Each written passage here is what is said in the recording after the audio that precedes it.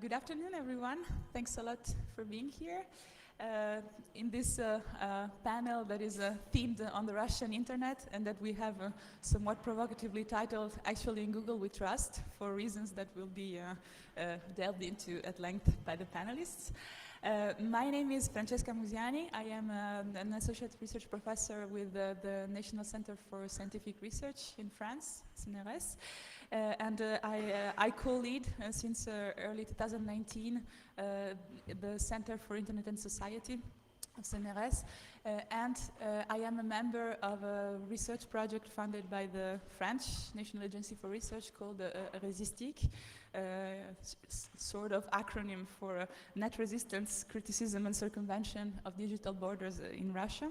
So this is a project that's been going on for a couple of years now, it is about the current peculiar state of the Russian internet, which, to sum it up real shortly, after a period of relatively decentralized and where lots of things were possible on the Russian internet, is now going on, especially since the early 2010s, a movement of increasing centralization and institutional clampdowns on the Russian internet.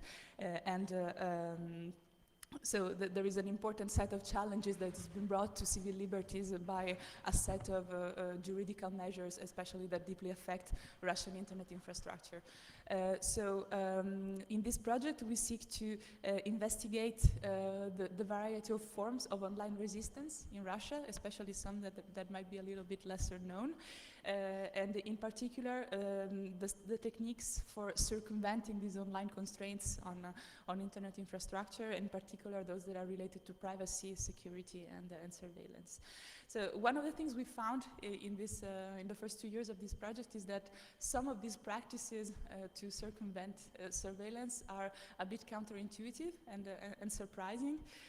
For example, the choice of communication platforms by some communities of Russian internet activists. So this was the core idea that originated this panel, and our speakers will talk about it more. And what we want to do with this panel is to engage in this deconstructing conversation about the Russian internet with a series of relatively short pitches by the 4 panelists, and then we hope to have plenty of time for discussion afterwards. So we have a mixed panel. We have not only from a gender standpoint, as you can see, but also because we mix the point of view of researchers on the Resistic project with that of practitioners of digital security and digital security training and protection of online civil liberties in the Russian internet. So let me introduce shortly our 4 speakers.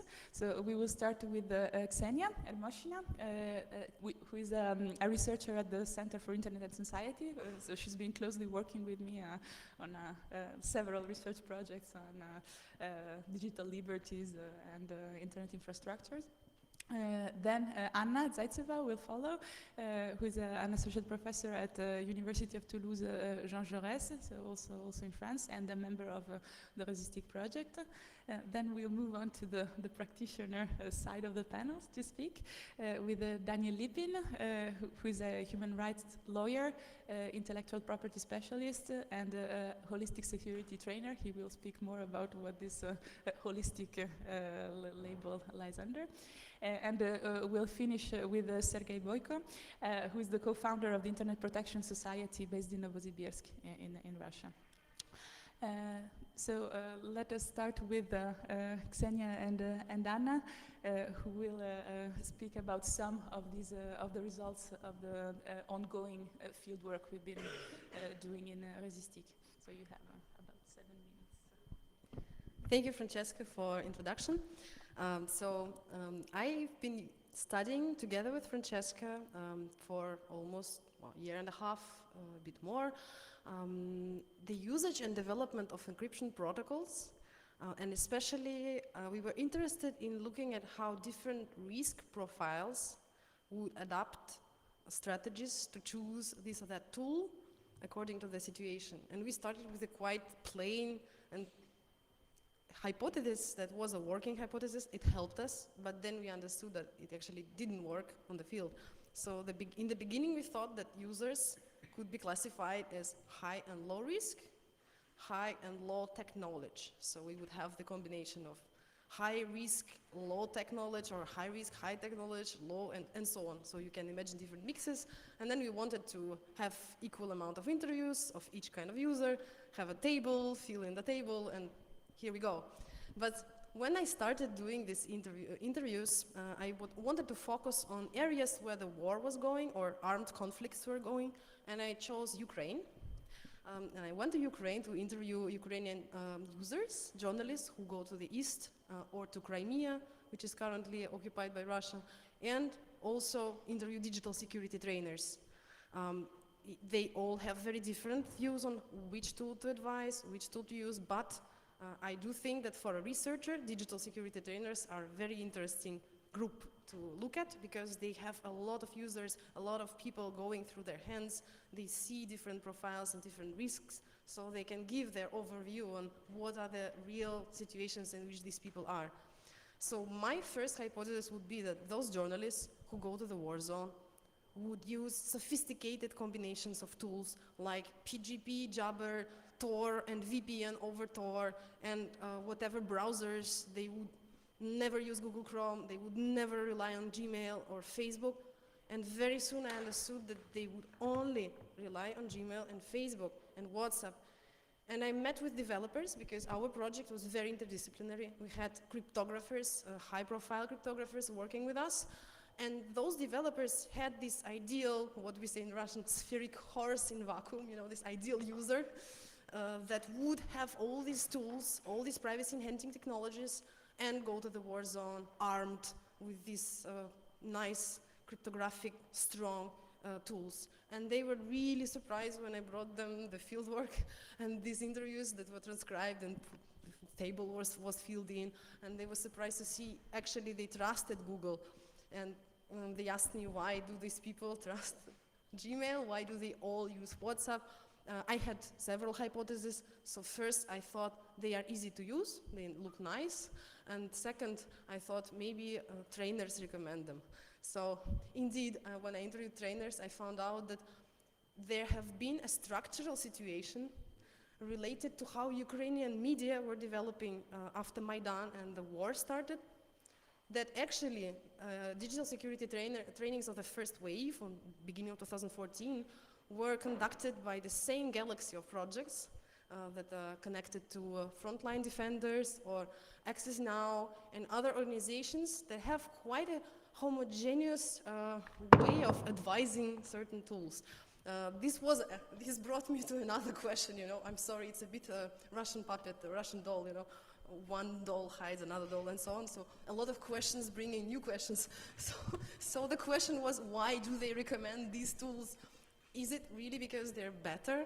And I found out by observing for several years, from 2016 up to now, different events like RightsCon, like Internet Freedom Festival, and so on. These are peculiar events that I think you're familiar with. I suppose you have been at least at one of those events. Those who haven't, I can give you a brief overview, but I think that you have heard of them.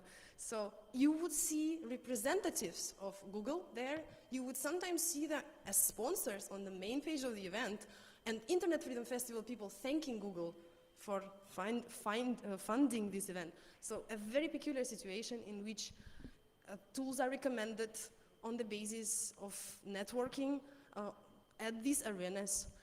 On the one hand, we can criticize this. On the other hand, how would we fund these events otherwise? It's a very complicated situation, and I'm not taking any position here because I'm a researcher and I try to not take position, even though you can see my mimic is betraying me in a way. So coming back to those high and risk profiles, they have been completely deconstructed by my interviews, and I understood that it's a dangerous distinction, and those who feel they are low risk become high risk by communicating with those who go to these zones and so on. And in the end, trainers were saying, we recommend WhatsApp and Gmail and not PGP because when you go to Eastern Ukraine and you want to get an interview done, your source would propose you Viber or VK, which is the equivalent of Facebook, or in the best case, Facebook Messenger, and you don't want to lose your source. You have to use this tool. And Facebook is even used sometimes as a social verification tool. They would accept an interview from someone because they have 28 common friends. And they really rely on Facebook in journalistic practices in every day. They would, if you remove this from them, the journalism in Crimea, independent journalism in Crimea would not exist. So this cryptographer community that we worked on together with was very surprised and had to change their point of view on this user community, and that resulted in an app that I'm working on with now that tries to kind of take the best from those tools that people rely on and apply some a bit better protocols. So yeah, that would be my first look at that, and I will finish with just an opening on differences between post-Soviet, because I was speaking about Ukraine and then Russia here, but the post-Soviet countries versus global North or Western Europe. The perception of security versus privacy is very different, and we saw it with Francesca when we looked at the reception of Snowden's revelations in Russia, when we would analyze forums of developers especially, who would say, okay, there is no surprise, we've been sure for years that the government is spying on us, and it's very funny for us to look at Americans that are surprised by the fact that there have been surveillance for years. So Russian people have been living in this situation where the government itself has become the enemy, and that's why they think that the tools that are located outside of the jurisdiction of Russian government, in the jurisdiction of the enemy state, because there is the Cold War 2.0, it seems, at least the imaginary of this thing is real. So people would choose the platform based on their geopolitical ideas about how this or that platform sharing or not sharing the data with their own government. And the Ukrainians would say, Ukrainian trainers would say, our goal number one is to remove people from Russian platforms. They spent 2 years to force journalists stop using mail.ru or Yandex or VK, because they would rather give the data to Americans, which are friends of Ukraine, I quote an interview, and will never give up Ukrainian users to the Russian government.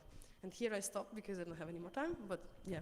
Anna, I think will continue. Okay, well, it will be complementary with Ksenia's research, actually. My presentation is part of a larger research which I conduct with Olga Brodnikova, which couldn't be here with us, but still, it's a collective project.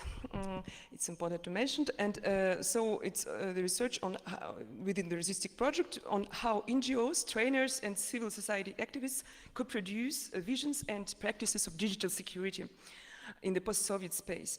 So we conducted in-depth interviews in Moscow, Minsk, Paris, and Prague recently, and with Russian and Belarusian digital security trainers and advisors, coordinators of international NGOs specialized in the field as frontline defenders and Access Now, with local Russian and Belarusian NGOs specialized in digital rights and internet freedom, and finally with representatives of some NGOs using themselves digital security trainings as users. Our fieldwork study was supplemented by the study of some international and local digital security manuals and guides, as Safe Talk, Security Self-Defense, Security in a Box, and so on. So among the important aspects of our study is the role of the digital security trainers in fostering specific models and tools of digital security and in adapting to the Russian context a set of universal recommendations elaborated by international digital security NGOs. So first I will just give some feedbacks about the use of Google services by some NGOs representatives, which can be classified following Ksenia and Francesca's distinction as relatively high risk but low knowledge users. mainstream users. And then I'll consider some digital security trainers' arguments about the utility and relative security of Google services, explaining why they largely recommend them, and describe several pillars of what seems to be a large consensus about Google. And finally, I'll give some fieldwork evidences allowing us to glimpse a possible break in this ubiquitous consensus. So first, just one example, maybe not two, but one, of use of Google services by some NGOs. Like that of PR manager of Transparency International Moscow, told us, our staff uses mainly Google for work communication, Gmail, Google Hangouts for meetings, Google Cloud, and Google Ads, granted for free by the company to Transparency International Moscow. It makes part of our security protocol elaborated during a security training.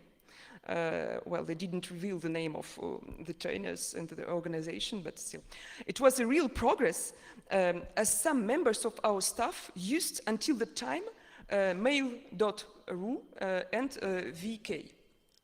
For some more risky communication, we also use Signal. So the consensus on the use of Google services among Russian and Belarusian digital security trainers seems to be based on several aspects. First, the already quoted this morning Google Transparency Report. Google Transparency Report, according to which no requests from Belarusian authorities and very few requests from Russian authorities have been satisfied by Google. Just to quote one example, a Belarusian security trainer from Human Constanta points out that the choice of secure email servers is subject to many debates in their milieu, as she collaborates as well with different social and anarchist activists. And some of them, she says, disregard Google. But we once thought that if we can't trust Google, we can't trust anyone. Anyone at all, because everything is Google. And we decided that our boundaries of paranoia are that we trust Google in principle. Well, in some occasion we can use end-to-end encryption and so on, but still, in general, we trust Google because if you see statistics, Google Transparency Report, they've never given information on demand, on request from Belarusian authorities. So Google services are viewed as unavoidable and omnipresent basic tools, whether one likes it or not, and which can be reasonably trusted. Second argument for Google is this trust is reinforced by diverse forms of collaborations between Google and some digital security NGOs on the occasion of different forums already mentioned by Ksenia. And just to give one example, digital security trainers from Access Now, located in Russia, well, their main role is the 24 hours helpline, as you know, maybe. And civil activists can call them, for example, to block the hacked Google account, because Access Now have a direct connection with the company. More broadly, the trust seems to be fueled by the communication efforts of Google company, which wishes to present itself internationally as a defender of free speech and sponsor of human rights organizations. And to give one Russian example, I can quote a project teplodigital.org, which is a partnership between Russian NGO Teplitsa and TechSoup. TechSoup.org, maybe you know it also. It's an initiative of several major American tech companies, as Adobe, Amazon, Google, Microsoft, Cloudflare, and so on, which consists of logistical assistance devices granted on the basis of the donation of proprietary software and tools. Well, and Teplitsa is a local partner which verifies the reputation of each NGO, and with its recommendation, NGO can access the GAFA free of charge instruments.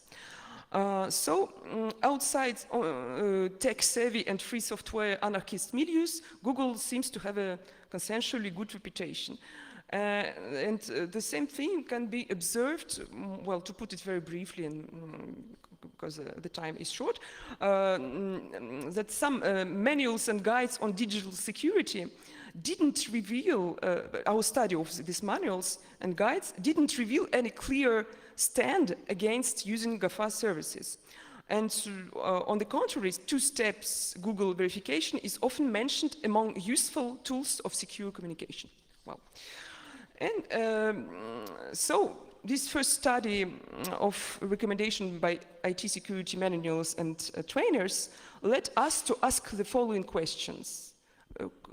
How are norms and standards for secure communications developed at the international level, particularly for civil society activists?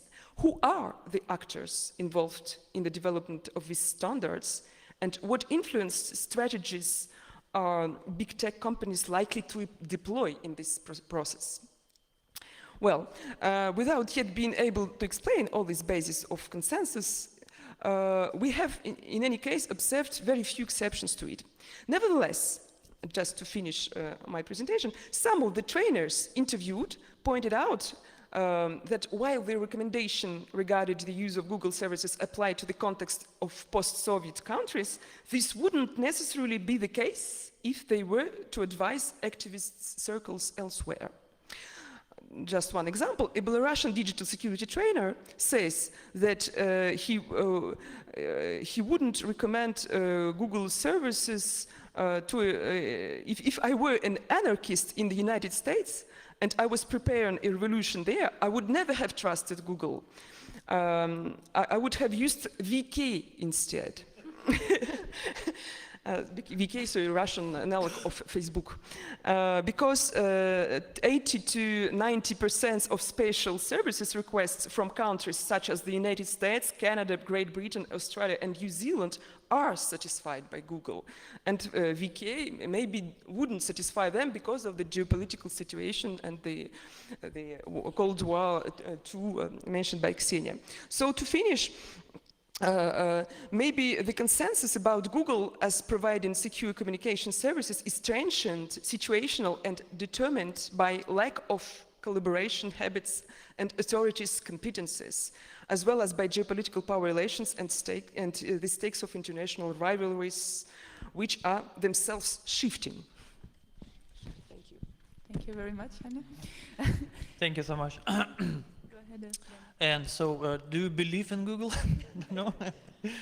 I use. Thank you. I use this word, believe, not trust, because if you want to live simply, and you want safely, you should believe. Just believe.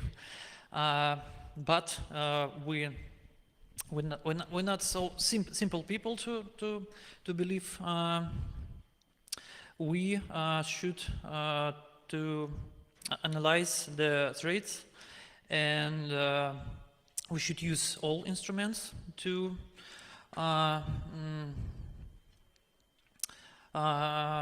make our work. I can talk from point of view of a security trainer in holistic security. It includes it's about all aspects, not only IT security. It's about law security and psychological security and physical security. We protect the journalists who need to use all communication services, and we can stop using some popular services. And I said,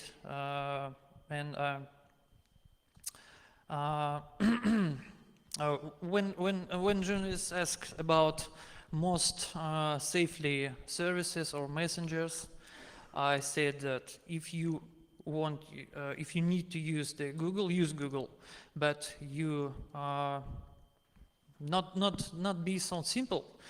If you need to save your data on Google Drive, just encrypt it. If you need to messaging through the Gmail, encrypt it. And that's all. What about you talk about Facebook, but you don't say about the Facebook reports. I know that in Russia, Facebook ignores the government requests, and I have my personally experience in some law case with defamation. I have the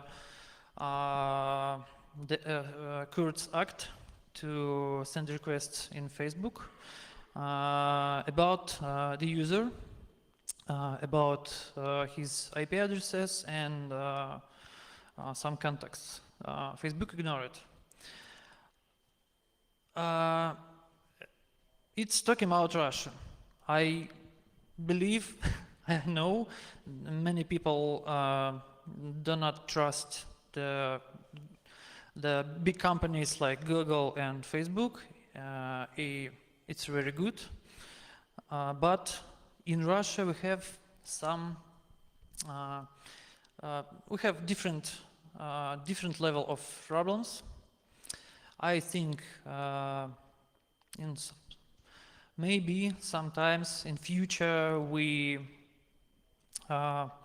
will sit here and talking about the privacy and about some rights in internet, but in Russia we have a really hard situation.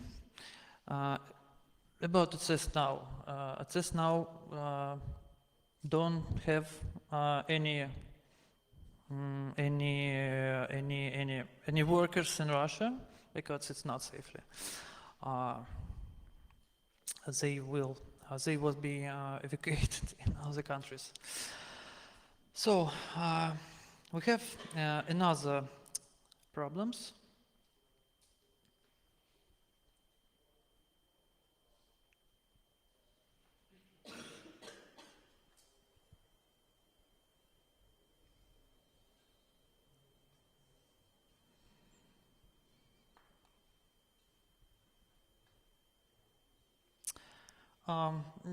Sorry, I use my notes. For Russia, the public request of rights and freedoms is not yet so massive and not sufficiently focused on heads of people. The reason is not mentality and cultural features, but the consequences of many years of life under hard propaganda over the Soviet period. The current governments, authorities are very intensively reviving the old Soviet mechanism of misinformation and manipulation. And I think that disinformation is a big problem of today, big problem. I value that it's attacked by social engineers. Now it's not only about bank accounts, passwords, or some kind of personal information.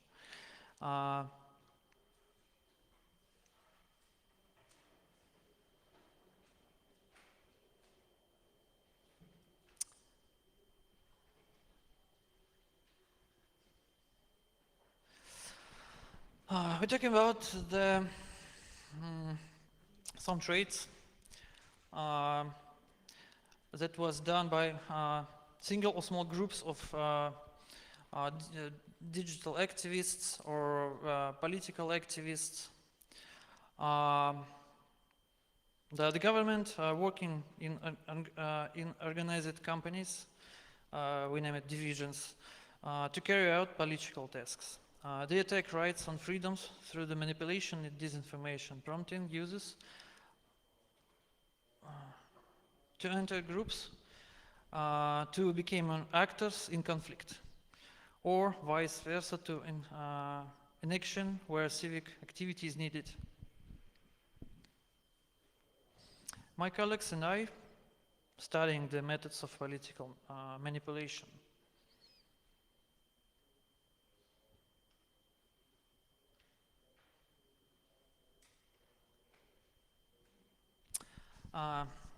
With helpline of access now, we help to restore access to accounts and learn to how protect groups and communities in the network.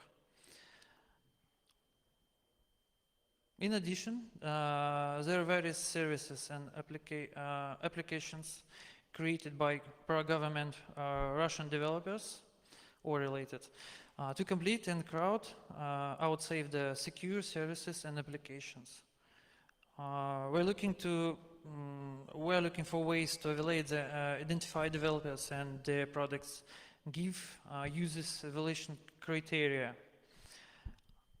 And from my opinion, we have important steps to increase manipulations and resistance. The first, it's about skills for identifying fake personality, bots, trolls, to recognition skills in cognitive skills that a person develops. He grows up in offline life. In online life,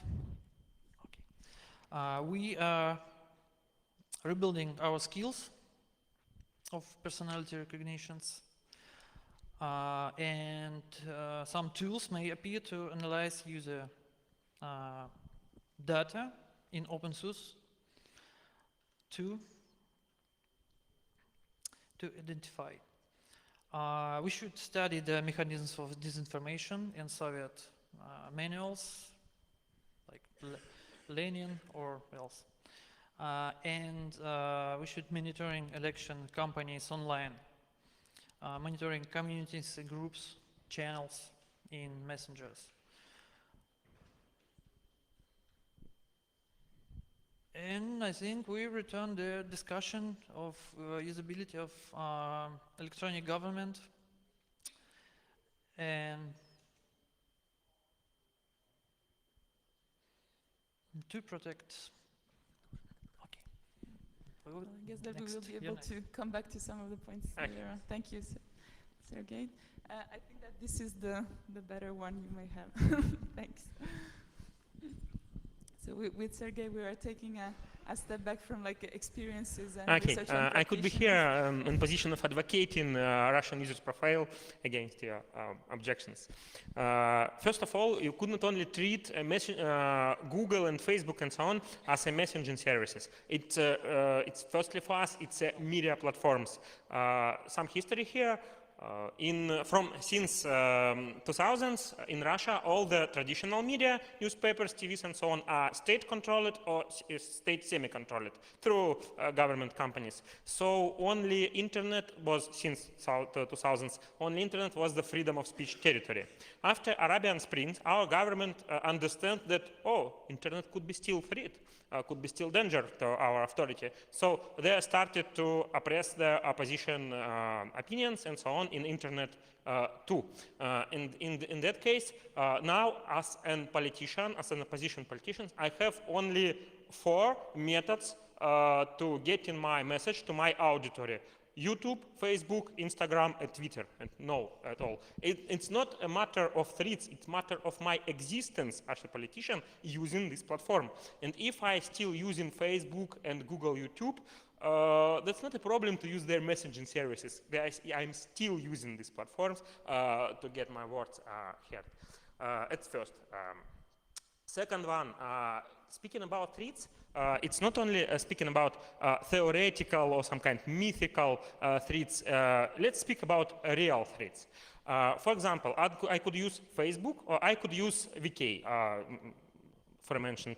And let's see on the court statistics in Russia. For VK, we have thousands of users jailed for their opinion in the networks. It could be everything. For example, I know personally the person who could jailed for posting the picture with the words "the God is dead." So. Simple. Or you could speak about politics, or you could discuss, even in closed group, you could discuss with your friends where to get marijuana. Okay, you go to jail. And thousands of people jailed for posting in VK. And I've specially analyzed only 1 or 2 cases about Facebook. So speaking about real threats, for me, Facebook is relatively safe, because all other threats, they're not so dangerous to my mind. I am the person who, last 3 years, I have been jailed months or 2 weeks twice a year. I have my laptop confiscated and my smartphones confiscated, not frequently within 3 or 4 months. So in your profile, I should be high risk user. I don't know about high technical or low technical, but high risk. And still, I could freely use Gmail and Facebook, since my government could not get information from them. And messaging in Facebook, Messenger, it could be funny, but it's still safe for me. Safe in terms of my state as my main enemy. Okay? And speaking about platforms, maybe the main problem here it's that now relatively social active users, they're understanding the problem, and they're at least shifting from VK and state-owned platforms such as mail.ru and yandex.ru and so on, because these platforms giving the information, according to my speech at the morning, they're giving the information about all the users' IP addresses and all the user messages in real time. So FSB even don't need to do official requests, paper requests. They could get all the information straightly from this platform. And for Facebook and for Google, we have other situation. They need to do request, they need to do a sentence papers, court papers, and so on. That's why it's the main difference for us. But the problem here, then our government understanding the problem, and they're starting to solve it according to the ways they could do it. So we could not choose a Chinese way. Because 40 million everyday users, it's a problem for our government. Still being dictatorship, we need to rely on public opinion anyway. So they could not simply ban YouTube and Facebook from Russian internet. They need to use other methods. And methods they are using are rather simple and understandable. They're intimidating their main international internet platforms with high fines, with a danger of being blocked and lose their revenue from Russia, and so on. And they are working with them very close to getting the Google removing the wrong videos, wrong in political case, not in YouTube rules. Removing the wrong videos from YouTube, removing the wrong posts from Facebook, wrong here in comments, of course, and getting the information of the users. And sometimes they are successful, sometimes they are unsuccessful. Now it's some kind of fight, maybe.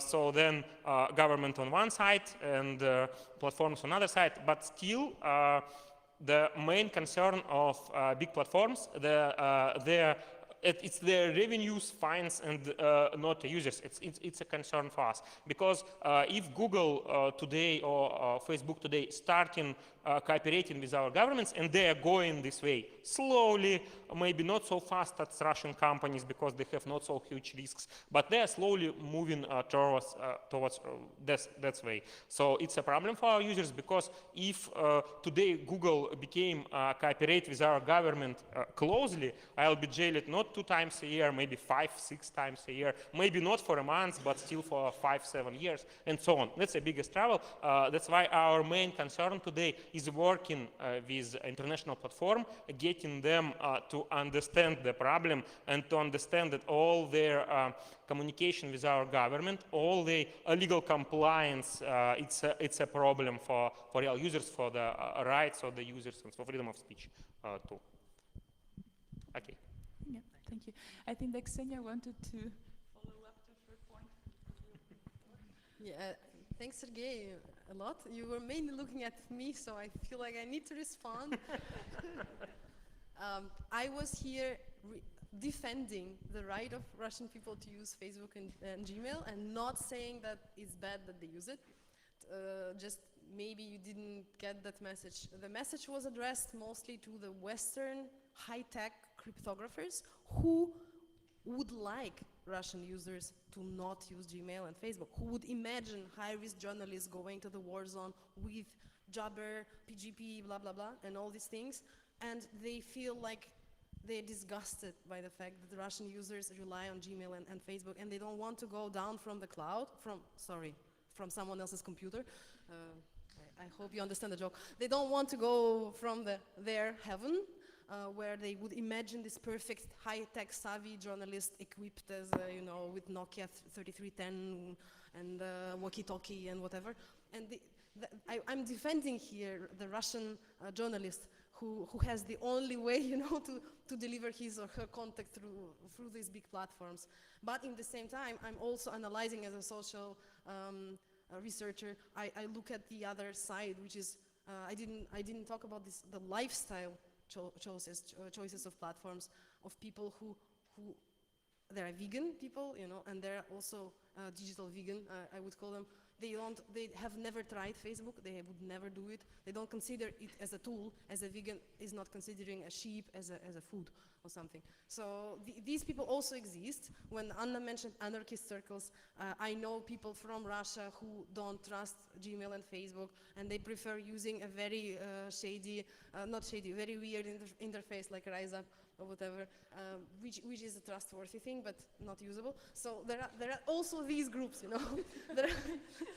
there are also these groups of people, and I think we here need to put them on the same surface and look at all of them and give them the right to to express. But it's just to say that I'm on your I'm with you on defending Russian media especially.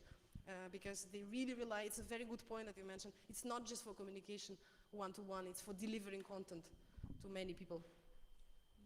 Maybe just would like to add also in response to Sergey's insight about that the ongoing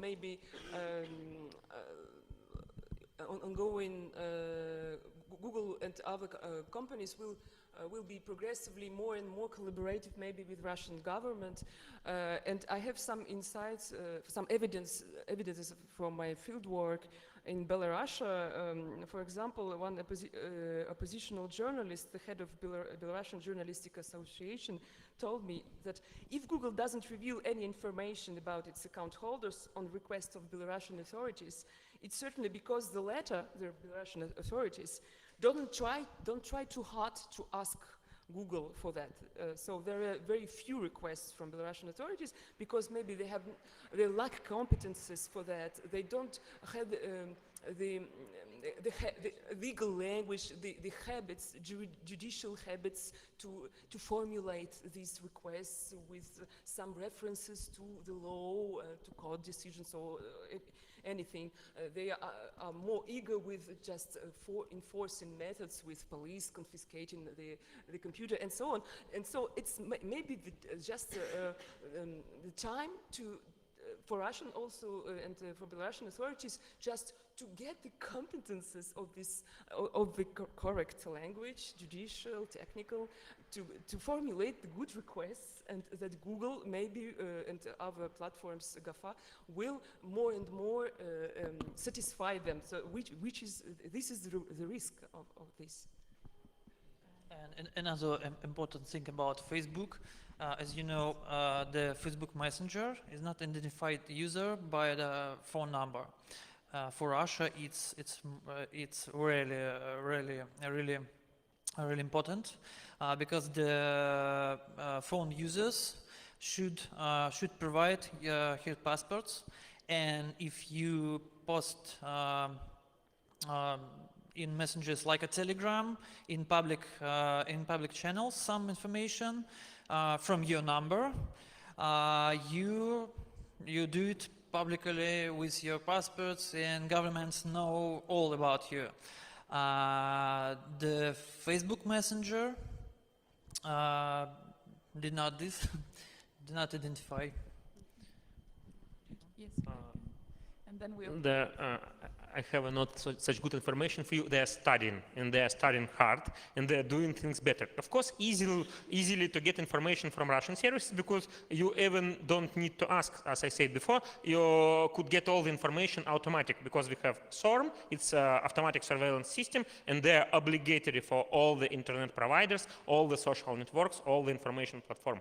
So they could get in real time without asking. That's why for them it's, yes, it's really hard job to go to Facebook and ask, oh, why do I need all this crap? But they are studying at first. And a good story here that most of the threats with that Russian government pressing on the platforms, it's a mythical, I think. Because, for example, let's look at the Telegram. It's best example. The Telegram, it's owned mostly by Pavel Durov. It's a Russian citizen who stated that directly that he is not going to cooperate with the Russian government. Not the position of Google and Facebook, so we are cooperating here or maybe here, or no, here not. And it was a direct statement. We are not cooperating with Russian secret services.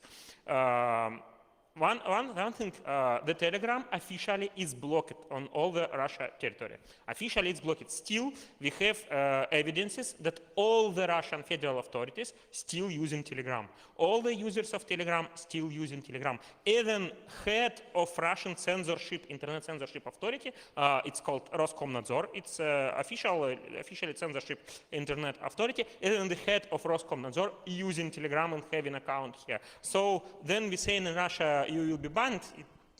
It's not it at all. You could not be, because even our prime minister and so on, they are watching YouTube. How could it be banned if they are watching it?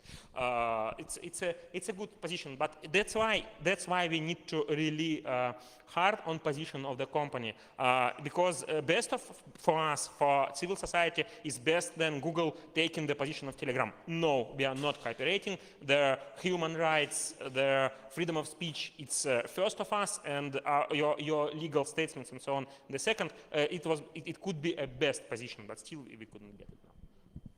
Thank you. So thanks a lot to the four of you for your pitches and for this CODA discussion. I would like to open up the floor for a wider discussion. Now we have about 20-25 minutes for it. So, shoot. First question is always harder. Yes, please. Good afternoon. I'm Tika Tsertsodze. I work for a human rights organization here in Brussels, International Partnership for Human Rights, and we work in post-Soviet countries, Russia, Ukraine, especially East Ukraine, Central Asia, and South Caucasus. And we have been overtrained in digital security, and we work with organizations on the ground. And I think all the things you have said is very relevant, but there's a one dimension also to it, which is very often we defer to the local organizations to decide what is safe. Russians, for example, Russian human rights organizations refuse to use PGP, Signal, because it's a red flag. They say if we use these channels, this will draw further attention to our activities from security services, so we prefer to use Google. There we have others across Central Asia who choose to use Proton or PGP because they feel it's safer. So I think it's, we learned over the years that we have to listen to them what they feel is the safest way of doing it. And the second point I wanted to make was about Crimea. We work in Crimea, and I think what happened in Crimea after big arrests of journalists and Crimean Tatars, the big wave of citizen journalism emerged, and we had a couple of them in September in Brussels, and for them Facebook is a medium. They go to the courtrooms, they film there, when they're arrested, they go, they film, they broadcast, so this is a way of communicating for them. They are aware, actually, many of them are aware of the potential risks, but they they go with whatever is safe for them and however they can get their message out, because it's so isolated in Crimea at the moment that there are no Ukrainian journalists don't have access, international journalists don't have access, so it is kind of for them, this is how we can get our voice out there. So I just want to comment. Okay. Can I just quickly react on Crimea? I've been researching this for 1 year when I worked at Citizen Lab, and what you said is exactly what I saw in the fieldwork. I was focusing on exiled media, because after 2015, the middle of 2015, many media organizations left Crimea to move to mainland Ukraine. The period of transition has ended for them and they decided to leave, but they were sending some of their reporters to the peninsula, though now I see that many of them are refused entrance. One of my friends has just last week got blocked. So it's like crazy how it's now isolated, and indeed they rely on local informants who are mostly Crimean Tatar activists, and indeed it's Facebook that is used there. And not only it's used, but it's used in a very interesting way that includes unusual practices for many people, including myself. Some of Crimean Tatar wives of the prisoners would use a lot Facebook to communicate about the family and the personal life. They would sometimes give names of the children or refer to the bigger family, bigger community, because they feel safer, like publicity, security by publicity kind of thing, and their community, because it's quite hermetic, it has its own traditions and so on. When you refer to them publicly, you kind of feel protected because you show from where you go, from where you come, who you know, and it's very contrary to how Western people would understand privacy or security. So indeed, it's totally relying on Facebook. The Crimean journalism survives because of that, in a way. I could say that speaking about Russian profiles and not using the sophisticated cryptography tools, because if you are using them, you are showing you as a bad guy, maybe criminal, because why do you need them? You are definitely true. I could give you another example. In our constitution, they have a paragraph 51, which gives me the rights in police interrogations and in court interrogations not to speak against me. And all the time in police, then I'm saying I using my right by giving me by constitution by 51 paragraph. They saying, oh, a fair person could not need this. If you are a good person, you could speak freely all that you think. You don't need this. And much of our activists in police, they're speaking freely against them because they even don't think that they could use this right, because good guys don't need this. And that's a problem too, of course. About Signal, you're talking, and PGP, we recommend to use the Signal or PGP tools to sense sensitive data. But when we fight with the propaganda, we must use all public social networks and all public channels. Thank you. Any other questions, comments? Just to say, we would also, especially the members of the Resistic team, we would be very keen on exchanging with other researchers or other practitioners who are faced with the choice of communication tools by activists in particular situations in other contexts than Russia. So if anyone in the audience wants to talk further about this, please eventually do, or right now, or eventually. Yeah, please. I have a specific question for Sergi, because before in the talk, you were talking about the double identification with the Google for sending your number to the state. So did I understand correctly that there was a sort of collaboration between Google when you were doing the double identification? If you will do the double identification, they will send your number to the Secret Service, or? Okay, of course no. I'm speaking, sorry for my English, I spoke about two-factor authentication, then you are using SMS as a second factor, because in Russia all your SMS could be easily got by Secret Service. Not even from the log even in the meantime, but in real time. So I have personal experience when I'm hiding from secret services. They are asking my mobile operator to transfer to them all the SMSs I could get in that time. So I could not get this SMS, but they could. And for all my accounts, they asked for passwords in this SMS and easily get them.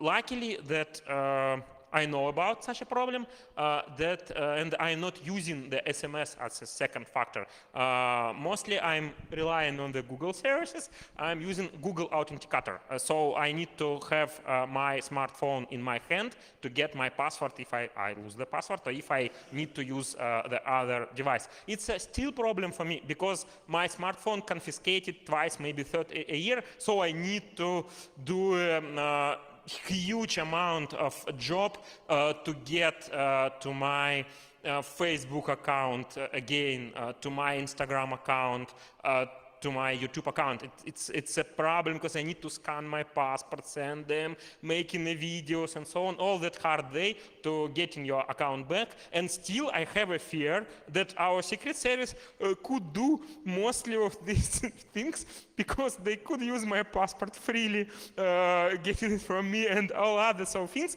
then and still they could get the access to my account. That's a problem. Maybe I need to use Access Now services maybe frequently because I need twice or three times a year I need to get my services back after they hijacking my smartphone. But still it's safer than SMS because SMS it's easily to lose the control. About two-factor authentication, it's actual not only for Russia. You know about, for example, iPhone and protecting Apple ID by two-factor with using my phone number. We have some case in Chechnya. The journalist going to Chechnya to write sensitive text about LGBT repressions and take some pictures of government and secret services. They take in this phone for 1 or 2 hours and return to journalist the just empty phone. On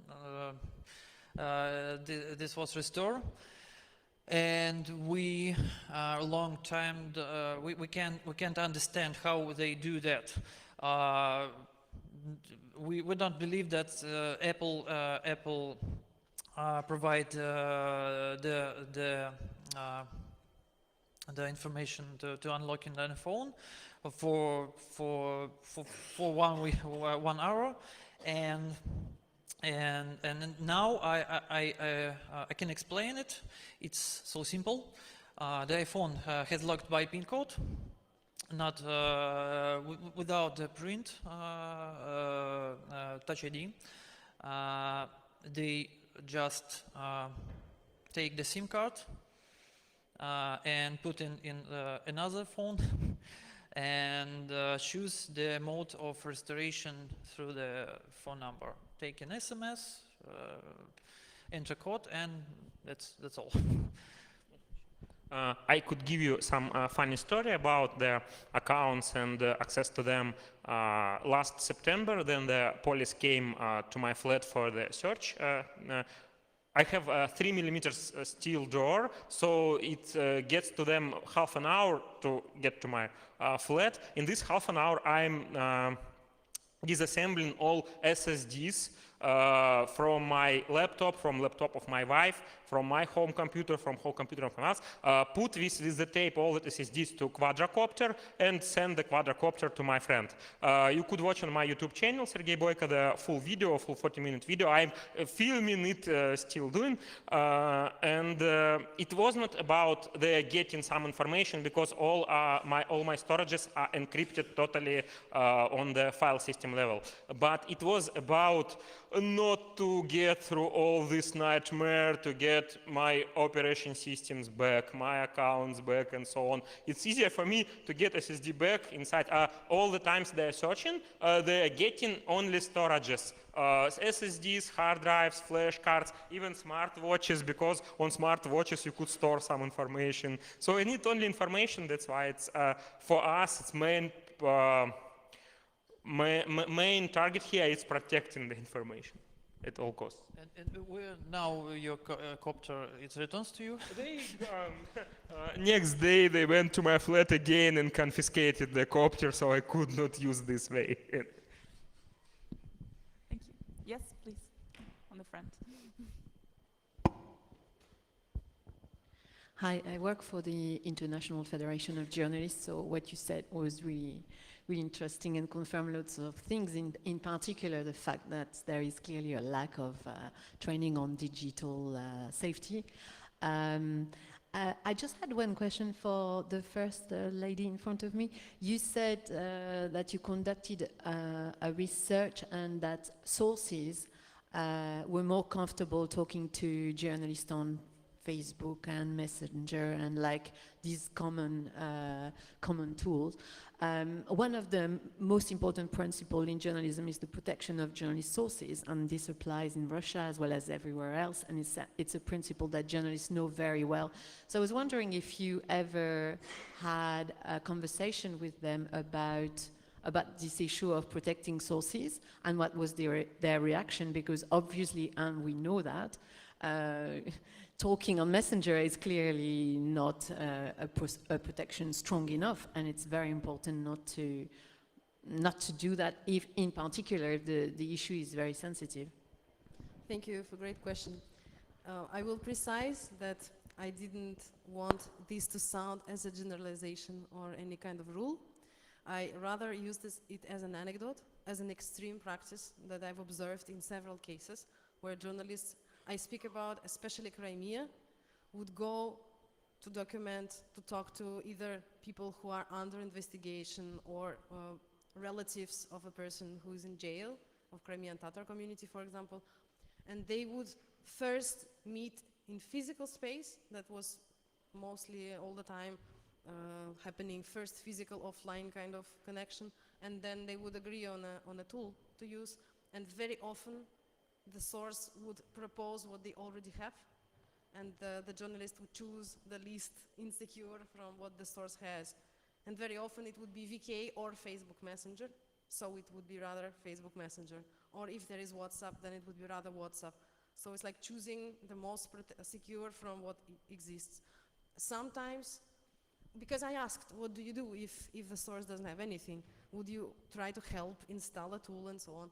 This happened, but very rarely. And they would not try to convince a person, no, install Signal, no, you should install Signal, and so on, if they feel that they may lose the connection. But it changes, especially for some journalists that go there for many, many years. They have a very good connection and trust, so they can have the voice and like say, let's all move to Signal. But the very first contacts were somehow hectic, and that's not like the general rule that they would all use Facebook or some insecure thing. But there is this, compromise where unfortunately that situation happened, where either you talk to me on this XYZ app that is insecure, or I don't talk to you. And some of them perceived calling over a normal phone line more secure than using a messenger even, which is something that, people feel that I speak and the voice disappears kind of thing. Yes, personally, I meet the people who do in opposition politics and who thinking that owning Nokia 3310 it's safer than smartphone, because on smartphone then you are writing in WhatsApp, it could be stored and printed and used against you, but then you are speaking on the phone, it's safer, but it's complete crap, because in Russia for phones we have very sophisticated surveillance system, so all that you are speaking on the phone, if you are speaking not a good thing for our government, it's written, stored, and used anyway. You could be sure. And it's a problem you are speaking about because most of the sources they're using Viber and think that Viber is a good platform, so we could. But the Viber strictly collaborating with our government. They are obeying the special law about putting all the data servers with Russian users on the Russian territory, so they are participating in surveillance system. So all that written in Viber, as speak to phone, as written in any Russian platforms, it's clearly easy to get, and so you are endangering, of course, your sources. But it's not anonymous, it's not secret. Writing in the Viber in Russia, it's the same as taking a microphone and sitting here and saying all the things. It's obviously the same, but the problem that sources are not understanding that. But it's too cool stickers on Viber. Yeah. Yeah, it's stored on servers of Viber. Even like if in transit you may be protected while you write it, but then they can request it. There is no forward future secrecy and so on. I just wanted to react with a short anecdote which happened to me when I was traveling from Kharkiv to Kiev to do my fieldwork. I was in a train in the same compartment with a Ukrainian military person who was wounded and was going from the east to Kiev to make an operation because in Kharkiv it was not well enough. The medicine, like the hospital, was not able to do the operation that he needed. And he thought that I was Ukrainian, which was really a luck for me because I'm not. And otherwise I would maybe have been subject to many hard conversations. But he was sure that I'm Ukrainian. I was traveling with a Spanish colleague and he was so excited that they were foreigner, and he started showing his phone with photos of military objects and on Viber and saying, hey, look, this is where we are located and this is what we do and this is and I asked, do you use Viber? And he, yeah, of course we all use Viber, and it's a Ukrainian military. And we share it with Russian folks because, you know, I'm a Soviet soldier. He was in his 50s. I was in the war in Chechnya and so on. I was fighting together with Russian soldiers. Some of the old dudes on the other side of the front line, we know each other. We talk to each other on Viber. If one guy from our troops is taken prisoner by Russians, then we just I call on Viber to my dude, to the other Russian elderly military and say, hey, don't you want to talk peacefully? Let's exchange our guys. And he was just openly sharing this with me, and I was sitting like this. I didn't say I was studying secure communication. But I found out that Ukrainian military was also using Viber, and they were doing much more things like sharing the selfie with guns on VK, and then their troops were located like that, and so on. So now it's more or less over, thanks to digital security trainings. Journalists don't do that, but soldiers, they don't get the trainings, you know. So it's another thing. Thank you. We may have time for one last question, if there is one. Yes, please. It's a bit out of curiosity and probably anecdotal towards what you were saying. Was just wondering, is there any possibility, from what you say, imagine no, of any independent hosting in Russia? Does it exist even? Independent hosting of services. I just got today a question from a friend who is an anarchist editor, publishing person. Where can we host our stuff? Please advise us a hosting outside Russia, please. So what you ask is a very good thing, because we would imagine that some American anarchist collective would be very happy to have a secure hosting by Russian activists, anarchist or whatever, left wing or any kind of human right, thing. It's, to my knowledge, I don't know these kind of things open to non-tech people. I do know techie folks who self-host their things. There are a lot of Jabber services in Russia, Jabber public servers, for example. There are many email providers, independent, small, but they're not open so much for civil society, journalists, activists. They're more like for techie guys, for themselves, like their own kind of inside thing. I try to advocate for that. There are new spaces opening. There is a new hacker space in St. Petersburg just opened, and we try to push them to host some things that are outside of tech only. But it's a very new movement. There is not this radical tech collective culture as it exists in Spain or in Italy with Autistici or in France. And it should be done for international solidarity, you know, hosting each other across borders. So if you're talking about web hosting or domain names by Russian laws, you can be it's not your property, the domain name. It's property of pro-government services, and you taking to using the domain name by 1 or 2 years, and you can the delegation may be cancelled, and that's about hosting.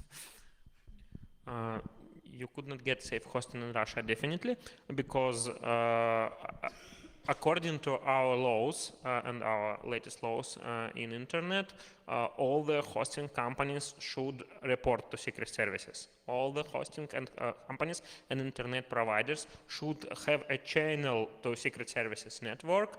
So on this channel, the secret services could get any information in any moment. Even internet provider don't know which information they get. You need to build this equipment in your equipment. It's a matter of existence. If you are not doing this, you could not get the license, you could not get the working right. So you could not find the safe hosting for you. And as a last action, all the time we could get and take all the servers and disassemble that and showing, watching inside. So it's not safe. So if you are doing activity in Russia, you in need to take international hosting. Still, other law in Russia saying that you could not use international hosting for Russian activities. So one law for all hostings to report and one law for all users to use only Russian hostings. So obeying all the Russian laws, you need to report directly to secret services. So, Anna, do you want to say? Thankfully, not all ISPs are really installing SORM. But we won't disclose which ones are not doing that, but there is a big number of those who are circumventing this, but I don't think it will last for a long time. There have been times where they would also put the revisor in the kind of sandbox, they would circumvent all the possible laws, but it's getting harder and harder. So, yeah, unfortunately. Thank you. So with calls for international hosting solidarity and a call for circumvention of some strategies, legal strategies, we may perhaps conclude this panel.